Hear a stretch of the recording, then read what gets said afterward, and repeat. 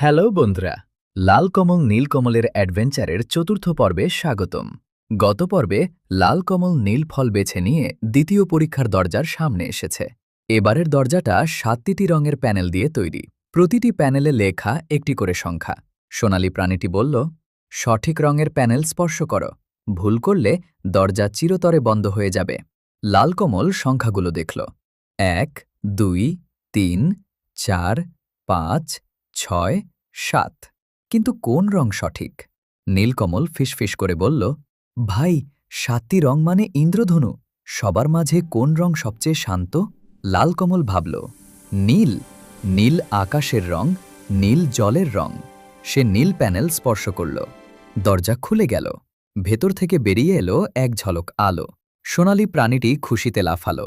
ভেতরে ঢুকতেই দেখতে পেল এক বিশাল দাবাবোর্ড। পরের পরীক্ষা অপেক্ষা করছে। দাবাবোর্ডে কি আছে?